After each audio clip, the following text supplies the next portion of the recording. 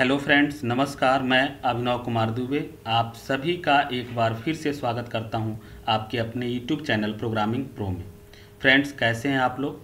उम्मीद करता हूं कि आप सभी लोग अच्छे होंगे। फ्रेंड्स, आज के इस सेशन में हम बात करने वाले हैं HTML फ्रेम पार्ट 2 के बारे में, जिसके अंतर्गत हम आपको बताने वाले हैं कि अगर हमने फ्रेम को अलग अलग सेक्शन में डिवाइड किया हुआ है तो ईच सेक्शन में कंटेंट को हम कैसे अपलोड करते हैं, कंटेंट को कैसे हम किसी फ्रेम के अंदर टारगेट करते हैं, उसके बारे में आज हम आपको बताने वाले हैं। और फ्रेंड्स, चूँकि आज का ये सेशन बहुत इंपॉर्टेंट है, क्योंकि यदि आप HTML में कोई प्रोजेक्ट बनाते हैं तो सबसे ज़्यादा प्रयोग हम फ्रेम का ही करते हैं, और उस फ्रेम के अंदर कंटेंट को कैसे लिंक करते हैं, अलग अलग सेक्शन में कंटेंट को कैसे हम शो कराते हैं, उसके बारे में आज हम डिटेल में आपको बताने वाले हैं। सो फ्रेंड, यदि अभी तक आपने चैनल को लाइक, सब्सक्राइब, शेयर नहीं किया है, और यदि आप चैनल पे नए यूज़र हैं तो प्लीज़ चैनल को लाइक, सब्सक्राइब और शेयर कर दीजिएगा, सो दैट जब भी मैं कभी न्यू वीडियो अपलोड करूं तो नोटिफिकेशन सबसे पहले आप तक पहुंच जाए। तो आइए आगे बढ़ते हैं और शुरू करते हैं आज के इस सेशन को कंटेंट के साथ। फ्रेंड्स, आज सबसे पहले हम बात करेंगे कि हम फ्रेम को कैसे टारगेट करते हैं। मीन्स हम किसी फ्रेम के अंदर जो अलग अलग सेक्शन डिवाइड हुआ है उसमें कंटेंट कैसे हम शो करेंगे, कैसे लिंक करेंगे, कैसे डिस्प्ले करेंगे, इसका मतलब ये है के बारे में हम डिस्कस करने वाले हैं। और इस डिस्कशन को हम आपको लाइव डेमो के साथ प्रैक्टिकल करके दिखाने वाले हैं, तो प्लीज़ आप वीडियो को अंत तक ज़रूर देखिएगा। आइए आगे बढ़ते हैं और जानते हैं कि अगर हमें किसी फ्रेम के अंदर किसी फाइल को शो करनी है तो फ्रेम को हम कैसे टारगेट करते हैं, फाइल को कैसे हम लिंक करते हैं किसी फ्रेम के अलग अलग सेक्शन में। सो फ्रेंड, बहुत ही आसान है। इसमें अगर किसी फाइल को किसी फ्रेम के अंदर लिंक करनी है तो उसके लिए हम यूज करते हैं एंकर टैग के साथ टारगेट एट्रीब्यूट का प्रयोग करते हैं। टारगेट एट्रीब्यूट के द्वारा ही किसी फ्रेम के अंदर आप फाइल को ओपन करते हो, लेकिन इसके लिए जो हम लिंक प्रोवाइड करते हैं वो एंकर टैग का प्रयोग करके करते हैं। तो इसका एक कंप्लीट सिंटैक्स है जो इस तरीके से एंकर टैग को एक टैग के माध्यम से रिप्रेजेंट किया जाता है। तो ये टैग है, इसके अंदर इसका जो एट्रीब्यूट है href है। href का पूरा नाम फ्रेंड्स याद रखिएगा, इसको बोला जाता है hypertext reference equal to URL, जिसका मतलब होता है कि जिस फाइल को आप लिंक करना चाहते हैं उस फाइल का कंप्लीट पाथ। और ये भी आपको मालूम है किसी फाइल का कंप्लीट पाथ हम कैसे लेते हैं, तो उस फाइल पर राइट क्लिक करेंगे, प्रॉपर्टीज पे जाते हैं, उसका कंप्लीट लोकेशन कॉपी करेंगे, और फिर लोकेशन कॉपी करने के बाद उस फाइल का नेम कंप्लीट एक्सटेंशन के साथ जब हम राइट कर देते हैं तो एक कंप्लीट URL बन जाता है। इसके बाद टारगेट एट्रीब्यूट का प्रयोग करते हैं, और टारगेट इक्वल टू जिस फ्रेम के अंदर हमें कंटेंट को शो करना है, डिस्प्ले करना है, उस फ्रेम का नाम। आपको याद होगा जब हमने फ्रेम पार्ट 1 बनाया था तो वहाँ पर हर फ्रेम का नेम हमने दिया था।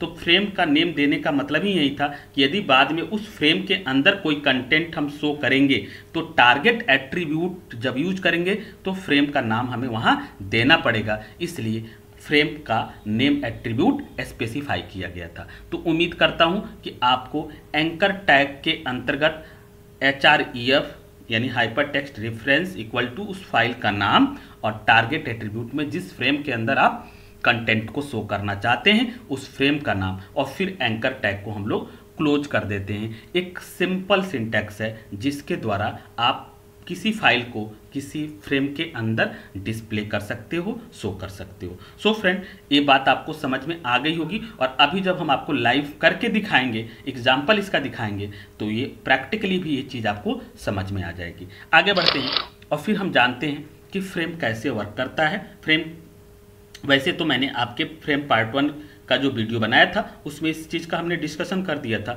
लेकिन यहाँ पर इस समय जो डिस्क्राइब करने का मेन मोटिव है वो ये है कि जो टारगेट एट्रीब्यूट हम यूज करते हैं उसके डिफरेंट अलग अलग वैल्यूज दी जाती हैं। जैसे यहाँ पे आप देख सकते हो कि target equal to underscore blank. अब अंडरस्कोर ब्लैंक का मतलब क्या है?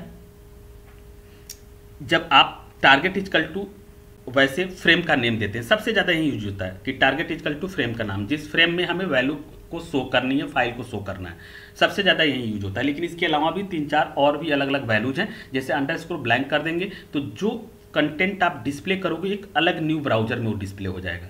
सेल्फ में करोगे तो जहाँ पे आपने लिंक दिया है जिस फ्रेम के अंदर, उसी फ्रेम के अंदर कंटेंट शो होगा। अगर आप अंडरस्कोर टॉप कर दोगे तो वो टॉप में शो होगा।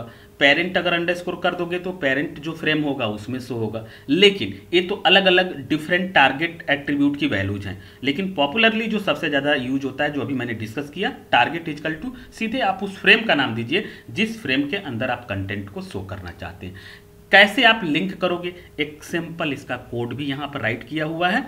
जैसे आप देख सकते हैं कि मैंने अभी डिस्कस किया था, एंकर टैग यानी AHREF इक्वल टू फाइल का नाम, टारगेट इक्वल टू जिस फ्रेम के अंदर आप पेज 1.html के कंटेंट को शो करना चाहते हैं। और इसके बाद से ये क्लोज टैग है और फिर इसके बाद से लिंक टेक्स्ट होता है। यही टेक्स्ट बेसिकली लिख कर आएगा। जैसे पेज 1 है, पेज 2 है, पेज 3 है। जब आप इस फाइल को रन करेंगे तो एक 3 लाइन में दिखेगा पेज 1, उसके अंदर नीचे एक अंडरलाइन होगा ब्लू कलर में। फिर सेकंड में पेज 2, उसके नीचे एक अंडरलाइन रहेगा ब्लू कलर में। आप जानते हो कि जो लिंक टेक्स्ट होता है वो ब्लू कलर में अंडरलाइंड होता है। अब जैसे मान लीजिए पेज 1 की जगह पर आप लिख दो क्लिक हियर, तो क्या लिख कर आएगा? Click here. जैसे वहाँ पे माउस का पॉइंटर ले जाएंगे, एक हैंड का सिंबल बनेगा और जैसे क्लिक करेंगे तो ये पेज 1.html फाइल क्या हो जाएगी? ओपन हो जाएगी। तो उम्मीद करता हूँ कि ये बात आपको समझ में आ गई होगी। आइए फ्रेंड्स आगे बढ़ते हैं। तो अभी तक हमने आपको केवल 2 चीज़ बताया। नंबर फर्स्ट कि हम टारगेट एट्रीब्यूट कैसे यूज करेंगे, और फाइल को यदि हमें लिंक करना है तो उसके लिए जो टैग का यूज करेंगे, एंकर टैग, ए टैग का प्रयोग करेंगे। 2 ही चीज़ अभी तक हमने आपको बताई है। और टारगेट एट्रीब्यूट के जो डिफरेंट वैल्यूज हैं वो कौन कौन से हैं, लेकिन पॉपुलरली जो हम यूज करते हैं टारगेट इक्वल टू फ्रेम का नाम। और इस चीज़ को अभी जब हम प्रैक्टिकली करेंगे तो चीज़ और आपको समझ में आ जाएगी। तो आगे बढ़ते हैं और एक सैंपल लाइव डेमो के साथ हम देखेंगे कि कैसे हम फ्रेम को अलग अलग सेक्शन में डिवाइड करते हैं। फ्रेंड्स, जब भी आप HTML में नॉर्मली जब आप प्रोजेक्ट की बात करते हो, आपको बहुत ज़्यादा चिंता प्रोजेक्ट की होती है। तो प्रोजेक्ट बनाने के लिए सबसे ज़्यादा हम लोग, चूँकि विंडो को हम क्या करते हैं, फ्रेमिंग में डिवाइड कर देते हैं, फ्रेम बनाते हैं और उसको रियल लाइफ, जैसे आप कोई वेबसाइट्स ओपन करते हो तो आप देखते हो कि बेसिकली जो आपका ब्राउज़र विंडो होता है वो 4 सेक्शन में डिवाइड होकर दिखाई देता है। और 4 सेक्शन जो डिवाइड होता है, जो सबसे पहला सेक्शन होता है जिसमें आप देखिए यहाँ पे सैंपल में आपको इस पिक्चर में दिख रहा होगा, जो फिगर हमने अभी रिप्रेजेंट किया है, इसमें लिखा है programming pro by Abhinav sir. यानी ये आपका रेड कलर का इसका बैकग्राउंड है और ये पूरा का पूरा एरिया क्या कहलाएगा? हेडर सेक्शन कहलाएगा। फिर आप देख रहे हैं कि येलो कलर में हमने लेफ्ट साइड में एक सेक्शन बनाया हुआ है और ये येलो कलर का जो सेक्शन है क्या कहलाएगा? साइड बार कहलाएगा। और फिर आप देख रहे हैं कि ये जो थर्ड सेक्शन है एक कंटेंट एरिया कहलाता है। यानी जैसे अबाउट पे जैसे हम क्लिक करेंगे तो इसका कंटेंट कहाँ पे शो हो रहा है? इस वाले व्हाइट वाले जो बैकग्राउंड का एक कंटेंट एरिया है उसमें आके शो हो रहा है। और नीचे जो सेक्शन डिवाइड किया गया है इसको हम लोग बोलते हैं फुटर एरिया, यानी ये आपका फुटर सेक्शन होता है। तो ये बेसिकली 4 सेक्शन में हम फ्रेम को डिवाइड करते हैं और इस तरीके से आपको रियल लुक फील होता है कि ये रियल वेबसाइट्स के तरीके से पूरा फ्रेम डिजाइन किया गया है। और ऐसे ही जब आप प्रोजेक्ट भी बनाओगे अलग अलग टॉपिक पे, तो अगर 4 सेक्शन में अगर आप डिवाइड कर देते हो तो साइड बार में आप सारे जो भी कंटेंट आपको देने हैं वो कंटेंट को लिंक के फॉर्म में यहाँ पे आप शो करोगे। जैसे क्लिक करोगे वो कंटेंट यहाँ पे कंटेंट एरिया में शो होगा। ऊपर आप जो भी लोगो या जो भी आप टेक्स्ट लिखना चाहते हो वो आप डिस्प्ले कर दो। नीचे आप कुछ फुटर एरिया में जो कुछ लिखना चाहते हो फुटर एरिया में डिस्प्ले कर दो। तो आपका ये बिल्कुल फ्रेम ऐसे दिखाई देगा जैसे कोई रियल वेबसाइट्स है।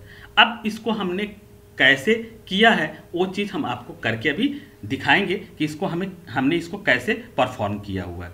तो फ्रेंड्स, यदि इसको एग्जाम्पल के माध्यम से अगर हम समझते हैं, जैसे हम क्लिक करेंगे तो आप देखेंगे कि ये इस तरीके से एकदम रियल आप ऐसे लग रहा है जैसे एक छोटा सा कोई वेबसाइट्स रन कर रहा है। और आप देखते होंगे, अब जैसे यहाँ पे देखिए लिखा हुआ है programming pro by Abhinav sir लिखा है, नीचे आपका एक कंटेंट डिस्प्ले हो रहा है। अब आपको इसमें वरी होने की जरूरत नहीं है कि अरे ये टेक्स्ट कैसे मूव हो रहा है। इसके लिए हमने एक मार्क्यू टैग का यूज किया, अभी आपको दिखा देंगे। आइए इसके सोर्स कोड के बारे में हम देख लेते हैं। और यदि हम अभी अबाउट सेक्शन पर क्लिक करेंगे, देखिए यही मैंने बताया था कैसे हम लोग लिंक करते हैं। तो बेसिकली जो ये साइड बार का सेक्शन है यहाँ पर हमने फाइल को लिंक किया हुआ है, टारगेट किया है। अब अबाउट यहाँ पर आ गया है। अब जैसे इस पे हम क्लिक करेंगे तो इसका कंटेंट जो होगा एक कंटेंट एरिया में जाके डिस्प्ले होगा। जैसे आप देख रहे हैं कि प्रोग्रामिंग प्रो के बारे में हमने यहाँ पे कुछ लिखा हुआ है और एक कंटेंट यहाँ पे शो हो रहा है। अब आपको देखने में फील हो रहा होगा कि अरे ये तो जस्ट लाइक वेबसाइट्स के तरीके से दिख रहा है, रियल में दिख रहा है और इसी तरीके से आपको भी इस तरीके से डिजाइन करनी है। लेकिन इन सबको हमने कैसे किया है इसका हम कोड देख लेते हैं। तो हम यहाँ पे राइट क्लिक करते हैं और व्यू पेज सोर्स पे चले जाएंगे। फ्रेंड्स, आपको ये सोर्स कोड दिख रहा है, उम्मीद करता हूँ कि आपको ये सोर्स कोड विजिबल हो रहा होगा, पूरा का पूरा दिख रहा है। अब यहाँ पे आप देख सकते हैं सिंपल हमने जो फ्रेम बनाया है, अब आप देख सकते हैं, इसको मैं डिस्क्राइब कर दे रहा हूँ कि सबसे पहले हमने क्या किया कि पहले 3 रो बनाया हुआ है। अगर आप देखेंगे तो टोटल रो इसमें कितने हैं, फर्स्ट रो, सेकेंड रो और थर्ड रो, यानी पूरे विंडो को हमने 3 रो में पहले डिवाइड किया है, राइट। हेडर रो हो गया, फिर ये मिडिल वाला पूरा का रो हो गया, यहाँ पे जो पॉइंटर आप माउस का देख रहे हैं, और यहाँ पे आप नीचे यानी ब्लू यानी रेड कलर का पूरा एरिया हेडर सेक्शन यानी पहला रो, फिर ये बीच वाला मिडिल ये दूसरा रो, और नीचे जो ब्लू कलर में है तीसरा रो, यानी 3 रो में हमने डिवाइड किया हुआ है। तो सबसे पहले हमने फ्रेम सेट लिया और रोज इज इक्वल टू हमने क्या किया, अब कितना कितना आप विंडो का साइज लेना चाहते हैं। हमने कहा कि पहला हेडर जो होगा वो 15% होगा, रेस्ट जो होगा मिडिल वाला जो रो होगा वो 70% होगा और लास्ट वाला जो रो होगा वो 15% होगा। तो मुझे उम्मीद है कि आपको ये बात समझ में आ गई कि पहले पूरे विंडो को हमने 3 रो में डिफाइन कर दिया। अब जो पहला रो है उसमें हमें कंटेंट को लिंक करना है, जो लिंक करा रहा है प्रोग्रामिंग प्रो बाय अभिनव सर। तो आप देखिए यहाँ पर हमने क्या लिखा है, इसके अंदर फ्रेम टैग का यूज किया गया है, यानी फ्रेम सेट टैग से विंडो को स्प्लिट करते हैं और फ्रेम टैग के माध्यम से उसके अंदर फाइल को हम लिंक करते हैं। तो यहाँ पर हमने क्या किया है कि फ्रेम src यानी सोर्स इक्वल टू, अब यहाँ पर हमने अपने डेस्कटॉप पे एक फाइल बना रखी है और उस फाइल का नाम क्या है, फ्रेम header.html नाम से एक हमने फाइल बना रखी है। अब उस फाइल को हमने राइट क्लिक किया है और राइट क्लिक करने के बाद हमने क्या किया है कि पूरी की पूरी पाथ कॉपी करके यहाँ पे पेस्ट कर दिया है। तो इस तरीके से सोर्स उसका मिल गया, यानी फ्रेम header.html नाम की फाइल हमारे यहाँ पर एग्जिस्ट कर रही है, उसका हमने यहाँ पे पाथ कॉपी कर दिया। फिर नेम इक्वल टू, देखिए यहाँ पर हमने क्या दिया है, हेडर दिया हुआ है, राइट। तो फर्स्ट रो में जब ये प्रोग्राम रन करेगा तो पहले वाले हेडर सेक्शन में क्या लिख करा जाएगा, जो फ्रेम header.html फाइल है वही फाइल हेडर में क्या होगी, शो हो जाएगी। अब उसके बाद से अब हमने सेकेंड रो लिया हुआ है, सेकेंड रो को देखिए 2 कॉलम में डिफाइन किया हुआ है। अब आप बैक आ जाइए और आप देखिए ये सेकेंड रो है। अब सेकेंड रो में देखिए 2 कॉलम बना है, एक अबाउट वाला सेक्शन है और एक कंटेंट एरिया है। तो इस तरीके से अब इसको हमने फ्रेम सेट टैग लिया और सेकंड वाले रो को हमने क्या किया है, अब 2 कॉलम में डिवाइड कर दिया है। तो इस तरीके से ये 15% और 85% के रेशियो में हमने डिवाइड किया हुआ है। तो 15% वाला जो एरिया है येलो कलर से डिस्प्ले हो रहा है, वो आपका साइड बार हो गया और कंटेंट एरिया को हमने 85% रखा हुआ है, 85%। तो ये भी बात आपको समझ में आ गई होगी कि सेकंड रो को अब हमने लिया, 2 कॉलम बना दिया। अब चूंकि 2 कॉलम बना दिए तो फर्स्ट कॉलम में हम क्या शो करना चाहते हैं और सेकंड कॉलम में हम क्या शो करना चाहते हैं। तो फ्रेंड्स, फर्स्ट कॉलम में हमने क्या किया है, एक फाइल लिंक किया हुआ है, वो पहले से हमने सिस्टम में बना रखा है जिसका नाम दिया है फ्रेम sidebar.html। उस फाइल को हमने येलो वाले सेक्शन में जो लिख कर अबाउट आ रहा है, यानी अबाउट ये जो लिख कर आ रहा है, इसके लिए हमने फाइल पहले से बना रखी है और यहां पर हमने उसको क्या किया है, सोर्स में स्पेसिफाई कर दिया है। तो इस तरीके से अब इसका नाम हमने क्या दिया है, साइड बार दिया है। अब तीसरे वाले रो में देखेंगे कंटेंट एरिया। कंटेंट एरिया में हमने src लिखकर सिंपल छोड़ दिया, उसमें चूंकि हमें कंटेंट जब हम अबाउट पे क्लिक कर रहे हैं तो कंटेंट वहां शो हो जा रहा है। और नेम इक्वल टू हमने क्या दिया है, कंटेंट एरिया दिया। यहाँ पे हमने कोई फाइल लिंक नहीं करनी है तो simple src equal to double quote लिखकर छोड़ दीजिए। तो अब सेकंड रो का भी काम कर लिया। अब बचा कौन सा, लास्ट रो यानी थर्ड रो जो फुटर एरिया है। अब उस फुटर, अब देखिए यहाँ पे फ्रेम सेट को हमने क्या किया, चूंकि यहाँ पर इस इनर वाले फ्रेम सेट को हमने यहाँ पर क्लोज कर दिया। अब तीसरा हमने पार्ट जो रो लिया हुआ है उसमें एक फाइल लिंक किया है जिसका नाम क्या दिया है, फ्रेम footer.html। और इस तरीके से आप देख सकते हो कि ये फुटर वाले एरिया में भी कंटेंट आपका ये डिस्प्ले हो रहा है। तो कुल मिलाकर यहाँ पे लिखा हुआ है design and developed by Abhinav sir. तो अब आपको ये सोचना होगा कि हमें किस तरीके से ब्राउजर विंडो को स्प्लिट करना है और इसमें केवल 2 ही टैग का प्रयोग है फ्रेंड्स। फ्रेम सेट टैग के माध्यम से विंडो को स्प्लिट करते हैं और फ्रेम टैग के माध्यम से उसके अंदर हम src के माध्यम से फाइल का लिंक प्रोवाइड कर देते हैं। तो उम्मीद करता हूं कि आपको ये बात बिल्कुल समझ में आ गई होगी कि कैसे हमने अभी जो ये सैंपल पिक्चर आपको दिखाए थे, 4 सेक्शन जो डिवाइड किया गया है फ्रेम का, header, side bar, content area और फुटर एरिया, एक किस तरीके से डिवाइड किया गया है, ये बात तो आपको समझ में आ गई होगी। अब आप ये सोच रहे होंगे कि सर ये फाइल अलग से बनी है, तो अगर हमें खुद इस तरीके से करना हो तो हम कैसे करेंगे। तो इतनी चीज़ें तो आपको क्लियर हो ही गई होगी। अगर फ्रेंड्स इसी चीज़ को अगर हमें अलग से करना है, जैसे डिवाइड करना है, तो नॉर्मली हम कैसे करेंगे उसको अभी हम आपको दिखा दे रहे हैं लाइव करके। तो फ्रेंड्स सबसे पहले हम लोग क्या करेंगे कि हम नोटपैड में जाएंगे और नोटपैड हम यहाँ से ओपन कर ले रहे हैं। फ्रेंड्स जैसे हमने नोटपैड ओपन किया, अब यहाँ पे अब आपको हम लाइव करके दिखा रहे हैं। कोड तो यही सारे होंगे। अब कैसे करेंगे इसको, अब जैसे आप देखेंगे अगर हमें 4 सेक्शन में डिफाइन करना है तो कैसे करेंगे। वीडियो थोड़ा लॉन्ग हो जाएगा फ्रेंड्स, लेकिन आप लोग इसको ध्यान से देखिएगा। HTML हमने लिखा, जैसे आप लिखते हैं, फिर हमने इसको लिखा हेड, फिर हमने लिखा टाइटल, और यहाँ पर टाइटल में जैसे अगर हमें लिखना है, जैसे हमने दे दिया फ्रेम एग्जाम्पल, जो भी आपको देना है आप यहाँ पे लिख दीजिए। और यहाँ पर हमने क्या किया, टाइटल को क्लोज कर दिया। आफ्टर दैट हम क्या करेंगे, यहाँ पर हेड को क्लोज कर देंगे। जैसे हेड क्लोज हो जाएगा, इसके बाद से अब हम लोग क्या यूज करेंगे, फ्रेम सेट टैग का प्रयोग करेंगे। अब फ्रेम सेट, अब देखिएगा इसी कोड को मैं लाइव करके आपको दिखा रहा हूँ। तो अब यहाँ पर हमने क्या किया, हमने लिखा रोज इक्वल टू, अब हमने यहाँ पर लिखा, जैसे हमने कहा कि 15% सपोज दैट, फिर हमने कहा 3 रो में डिफाइन करना है, हमने कहा 70%, और हमने यहाँ पे परसेंट लगा दिया। फिर हमने कहा रेस्ट जो होगा वो 15% होगा, फिर हमने यहाँ पर 15% लिख दिया। फ्रेंड्स यहाँ पर भी हम क्या करेंगे, कॉमा लगा देंगे। लास्ट में हम क्या करेंगे, इसको क्लोज कर देंगे। वही चीज़ मैं आपको करके दिखा रहा हूँ ताकि आपको ये लगे कि कैसे किया जा रहा है। अब यहाँ पर जैसे इतने हमने किया, आफ्टर दैट हम क्या करेंगे कि यहाँ से अब जो पहला रो है उसमें हमें क्या लिखना है, तो सिंपल हमने क्या किया, फ्रेम लिखा और SRC इक्वल टू, अभी हम केवल आपको ब्लैंक करके लिख के छोड़ दे रहे हैं क्योंकि SRC इक्वल टू, और हमने यहाँ पर इसका नेम दे दिया, नेम इक्वल टू, जैसे हमने इसका नाम दे दिया हेडर, तो हेडर हो गया। इसके बाद से हमने क्या किया, इसको क्लोज कर दिया।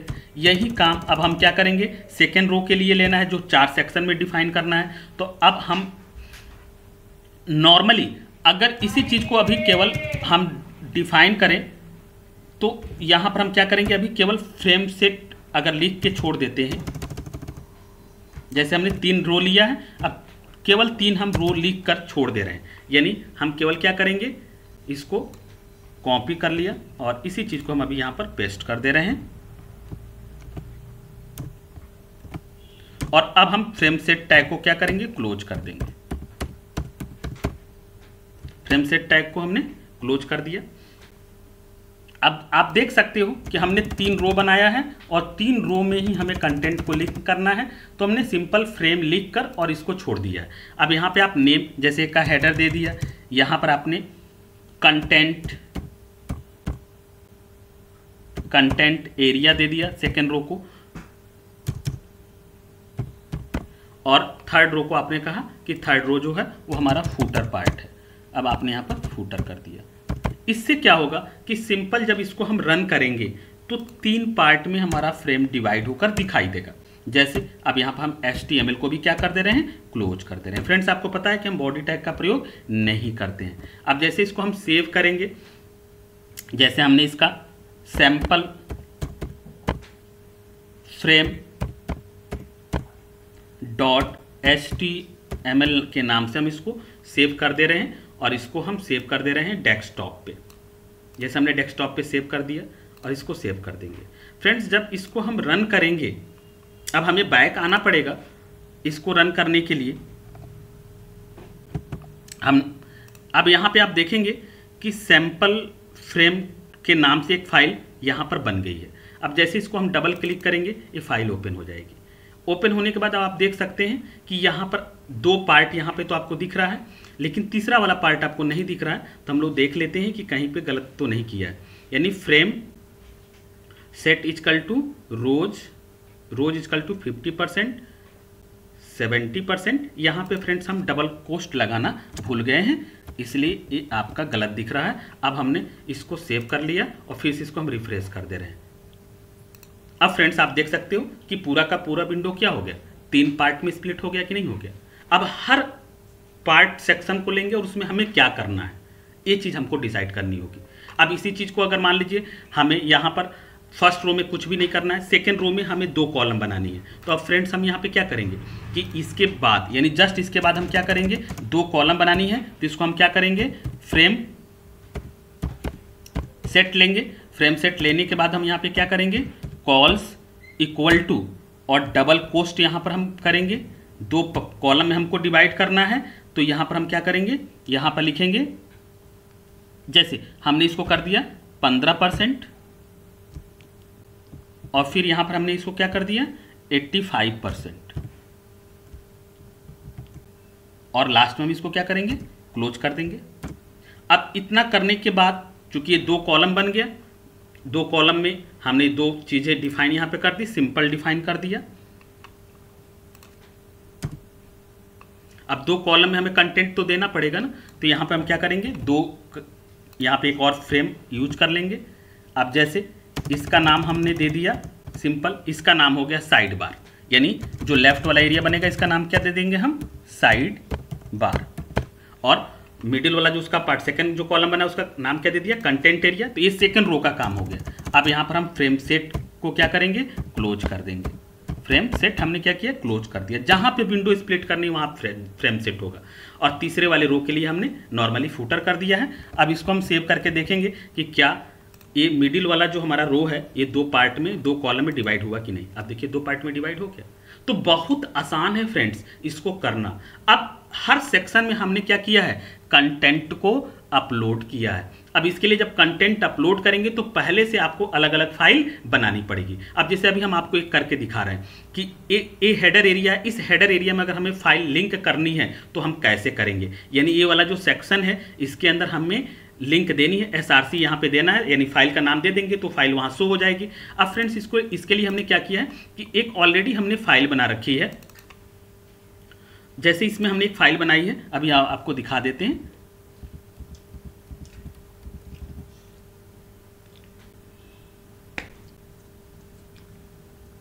तो यहां पर अगर आप देखेंगे तो फ्रेम हेडर नाम का एक फाइल है। तो यहां पर मैं आपको अभी दिखा रहा हूं, यहां पे देखिए अब एक फ्रेम हेडर नाम की एक फाइल है। अब इस फ्रेम हेडर वाली फाइल के नाम को हम क्या करेंगे कि यहाँ पे राइट क्लिक करेंगे और यहाँ पर प्रॉपर्टीज पे यहाँ पर इस पे राइट क्लिक करेंगे। राइट क्लिक करने में लोकेशन को हम क्या करेंगे, कॉपी करेंगे। कॉपी करने के बाद अब यहाँ पर आने के बाद हम क्या करेंगे, इसको पेस्ट कर देंगे। जैसे यहाँ पर अब पेस्ट किया, आपको मैंने बताया था। अब पेस्ट करने के बाद यहाँ पे एक बैकस्लैश लगाएंगे और इसका नाम हमने क्या दिया है, फ्रेम हेडर, यानी इस फाइल का नाम है फ्रेम हेडर .html। अब आपको सोचना नहीं है कि कैसे हुआ है। अब यहीं पे आप देखिए जो इसकी पाथ है यहाँ पे आप देख सकते हैं, ये देखिए फ्रेम हेडर है ना। चाहो तो आप यहीं से भी कॉपी कर सकते हो, वहां पे जाके आप राइट क्लिक करके पेस्ट कर दीजिए। और एक्सटेंशन क्या है इसका, .html की फाइल है। तो इस तरीके से हमने कंप्लीट यहाँ SRC दे दिया। अब इतना करने से क्या होगा, इसको हम फिर से सेव कर लेते हैं और देखते हैं कि क्या ये हमारे फ्रेम में ऐड हो गया।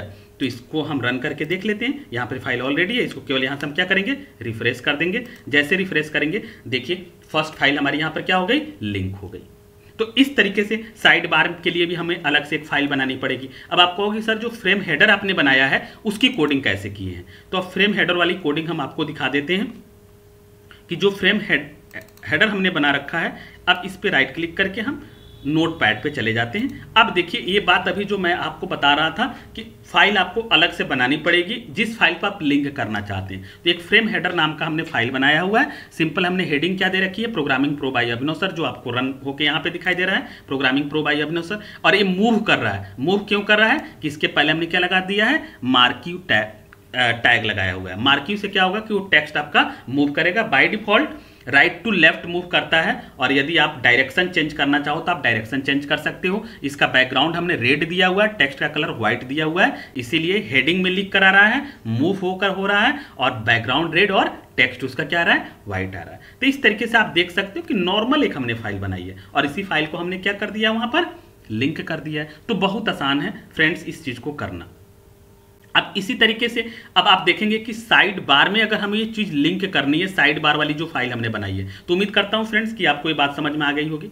अब हमें साइड बार में लिंक करना है, तो साइड बार में हम कैसे लिंक करेंगे, यानी ये साइड बार है, इसमें हम फाइल को लिंक करना चाहते हैं। तो इसके लिए भी हमने क्या किया है कि ऑलरेडी एक साइड बार नाम का हमने बना रखा है, फ्रेम साइड बार। देखिए यहाँ पर ये है। अब इसको भी हम क्या करेंगे, राइट क्लिक करेंगे, प्रॉपर्टीज पे जाएंगे और इस लोकेशन को हम क्या करेंगे, कंप्लीट कॉपी कर लेंगे।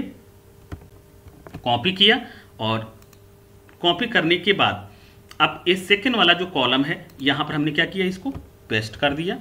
और पेस्ट करने के बाद चूंकि तो लोकेशन हो गया और यहाँ पर हमने चूंकि नाम क्या दिया है, फ्रेम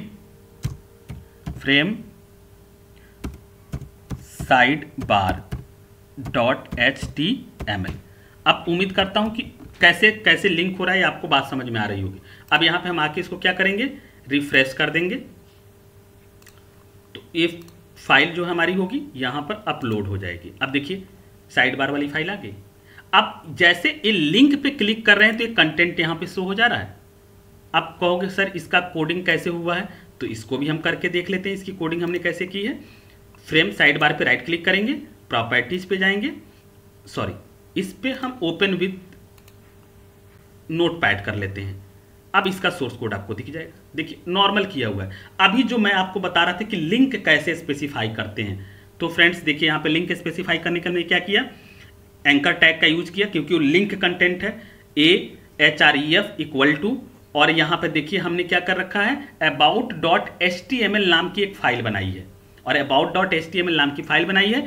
और यहाँ पर आप देख रहे हैं टारगेट इक्वल टू क्या दिया गया है, कंटेंट एरिया, यानी जो अभी हमने फ्रेम बनाया हुआ है मेन फ्रेम में, आप देख सकते हो कि मेन फ्रेम में यहाँ पे देखिए इसका नाम क्या दिया हुआ है, कंटेंट एरिया दिया है कि नहीं, जो सेकंड वाला कॉलम बना हुआ है सेकंड रो का। तो देखिए यहाँ पे कंटेंट एरिया, यानी इसी कंटेंट एरिया में आके हमारा कंटेंट क्या होगा, शो होगा। तो देखिए target equal to content area, और यहाँ पे लिंक टेक्स्ट क्या है, अबाउट है। मान लो अबाउट की जगह पे हम लिख देते हैं क्लिक हियर, तो अब देखना चेंज हो जाएगा। हमने लिखा क्लिक हियर, जो भी टेक्स्ट आप दोगे वही टेक्स्ट लिखा रहेगा, क्लिक हियर। सपोज दैट यहाँ पर हमने दे दिया, एंकर टैग क्लोज कर दिया है। अब इसमें हमने चेंजेस किए हैं। अब जैसे यहाँ पर हम आएंगे मेन विंडो में तो आपको ये चीज़ दिखेगी। अब अबाउट की जगह पे क्या लिख कर आ जाएगा, क्लिक हियर आ जाएगा। अब यहाँ पर भी अगर क्लिक करेंगे तो देखो चीज़ डिस्प्ले हो रही है। तो कंटेंट आप क्या लिखना चाहते हो वो आप पे डिपेंड करता है। अब about.html नाम की एक फाइल बनाकर हमने क्या किया है, लिंक कर दिया है। अब about.html जो फाइल बनी है यहीं पर हमने इसको बनाया हुआ है। जैसे देखिए यहाँ पे about.html फाइल है। अब इसका अगर सोर्स कोड अगर आप देखेंगे, ये सारी फाइलें पहले से हमें बनानी पड़ती हैं और फिर उसको हम एक एक करके लिंक करते हैं। देखिए यहाँ पे about.html बनाया, लिखा है ना, नॉर्मली हेडिंग में लिखा है programming pro is very popular, तो वही चीज़ यहाँ पर ये लिख कर भी आ रहा है, programming pro is very popular. तो आपको इसमें वरी होने की जरूरत नहीं है। अब about.html नाम की एक नॉर्मल फाइल बनी, फिर साइड बार फ्रेम के नाम से एक हमने फाइल बनाया और उसमें हमने इसको क्या किया है, लिंक कर दिया है। तो उम्मीद करता हूं कि आपको ये बात समझ में आ गई होगी कि हम कैसे फ्रेम बनाएंगे, कैसे उसको लिंक करेंगे। बहुत आसान है फ्रेंड्स, इसमें आपको वरी होने की ज़रूरत नहीं है। एक कंप्लीट एरिया है। तो उम्मीद करता हूं कि अब फूटर में भी कंटेंट कैसे ऐड करेंगे ये भी आप कर लोगे और प्रैक्टिकली जरूर आप करके देखना। आप कोई भी इस तरीके से फ्रेम 4 पार्ट में डिवाइड करके 4 अलग अलग फाइल बनाओ और उसको लिंक करके आप रन करके देखिए। यदि फ्रेंड्स कोई आपको प्रैक्टिकली करने में कोई प्रॉब्लम आती है तो आप कमेंट करके जरूर बताइएगा, डेफिनेटली हम आपकी हेल्प करेंगे। तो उम्मीद करता हूं कि आपको ये बात आज समझ में आ गई होगी कि अगर हमें इतने वर्क करने हैं तो हम कैसे करेंगे, और इसको जरूर आप करके देखिएगा। तो फ्रेंड्स अगर आपको ये वीडियो पसंद आई हो तो प्लीज़ आप वीडियो को लाइक, सब्सक्राइब और शेयर जरूर करिएगा। और यदि आपको प्रैक्टिकल करने में कोई प्रॉब्लम आती है तो आप प्लीज़ ज़रूर मुझे बताइएगा कमेंट के माध्यम से। मैं आपकी ज़रूर सहायता करूँगा, हेल्प करूँगा। और मिलते हैं आपसे हम न्यू वीडियो में फिर से न्यू कॉन्सेप्ट के साथ।